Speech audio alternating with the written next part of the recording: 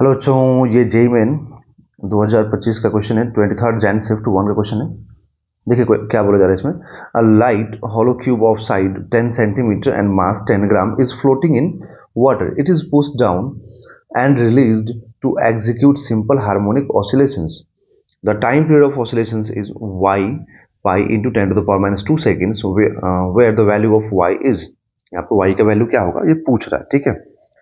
अब देखिए यहाँ पर ना जो बोला गया उसके अकॉर्डिंग हमारे पास एक क्यूब है, ऐसा इस टाइप का। मान लीजिए हम लोग ऊपर क्यूब बना देता हूं, ठीक है। इस टाइप का एक क्यूब हो गया। तो अब इस क्यूब का साइड बोला गया कि 10 सेंटीमीटर है। ओके ठीक है, तो 10 सेंटीमीटर दिखा देंगे हम लोग, ठीक।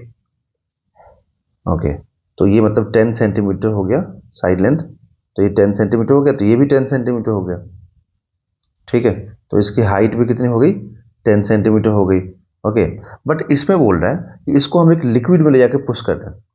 समझ लो ना, मतलब इसको एक लिक्विड में उठाइए और ले जाके पुश कीजिए ऐसे। तो इसको क्यूब हो गया।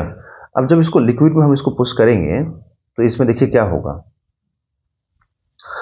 अब यहां पर लिक्विड फिल है, तो ये लिक्विड मान लो यहां तक फिल है बच्चों, है ना।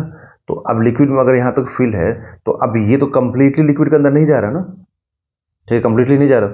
हाँ ठीक है, ये पूरा बेस चला गया, ये जो पूरा बेस है ना ये लिक्विड के अंदर है। बट हाइट में तो सिर्फ मतलब डेप्थ में तो सिर्फ इतना ही गया। तो हम क्या मान लेंगे कि एक्स डेप्थ नीचे गया है। अब यहाँ पर होगा क्या, जैसे तुम लिक्विड के अंदर इसको पुश करोगे ना तो लिक्विड डिस्प्लेस होगा यहाँ से। तो लिक्विड के डिस्प्लेसमेंट होने की वजह से यहाँ पर अपवर्ड डायरेक्शन में एक लिक्विड क्या करेगा, फोर्स लगाएगा। क्योंकि देखो लिक्विड को जब डिस्प्लेस किया जाता है ना, होता है लिक्विड अगर डिस्प्लेस किसी ऑब्जेक्ट को पुश करने की वजह से अंदर में, तो लिक्विड अपवर्ड डायरेक्शन में एक फोर्स लगाता है जिसको हम बोलते हैं बायोंसी फोर्स, ठीक है। और बायोंसी फोर्स क्या होता है, तो बायोंसी फोर्स होता है यहाँ पर volume of body inside liquid into density of liquid into g होता है, ठीक है। तो बॉडी का कितना वॉल्यूम अंदर में है, तो बेस तो पूरा कंप्लीटली अंदर है ना। तो बेस कंप्लीटली अंदर है, तो बेस का जो भी यहाँ पर है उसका स्क्वायरिंग कर दीजिए। तो ये 10 सेंटीमीटर दिया हुआ ना साइड लेंथ, मीटर में तो है नहीं, 10 सेंटीमीटर है।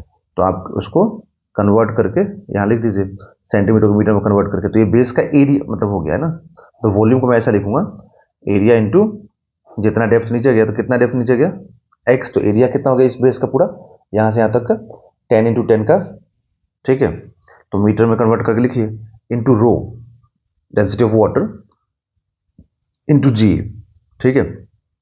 अब जैसे ही आप यहां से, जैसे मान लो कि आपने इसको ऐसे पुश करके अंदर किया था, जैसे अपना ये जो हम लोग जो डाउनवर्ड फोर्स अप्लाई कर रहे थे, जैसे इसको हटाओगे ना तो बायोंसी फोर्स की वजह से ये ऊपर ऐसे ऑसिलेट करना स्टार्ट कर देगा।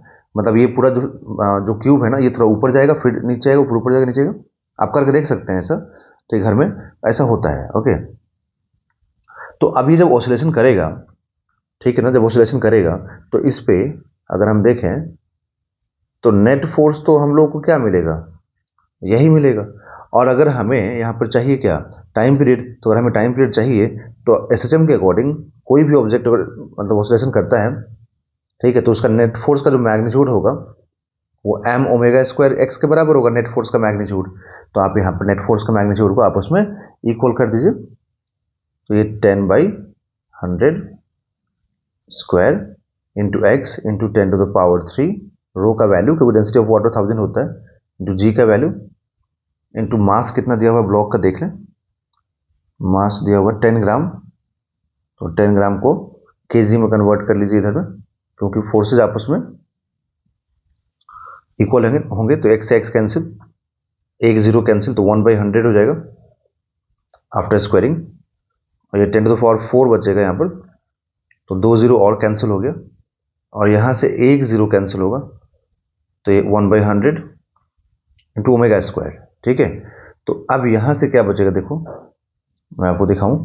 तो यहाँ से ये 10⁻² रिमेनिंग रहेगा लेफ्ट साइड में, और यहाँ पर भी ये 100 हो गया ओमेगा स्क्वायर।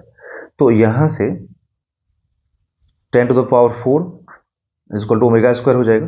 तो ओमेगा इज इक्वल टू कितना आएगा, 10⁻², मतलब कि 2π/t इज इक्वल टू 10⁻², ठीक है। तो यहाँ से t इज इक्वल टू क्या आएगा, 2π इंटू 10⁻⁻² सेकेंड्स, इतना टाइम पीरियड आ गया। तो अब यही तो पूछा है कि y पाई इंटू 10⁻⁻2 सेकेंड्स में ये y क्या होगा, तो y यहाँ पे 2 होगा, y का वैल्यू 2 होगा। ठीक है, समझ में आ गया, क्लियर हो गया ना। तो आई होप आप लोगों को क्लियर हो गया होगा, समझ में आ गया। तो यहाँ पर हम क्या पुट करेंगे, 2, सॉरी क्या आंसर होगा 2, तो option number 1 is a correct answer.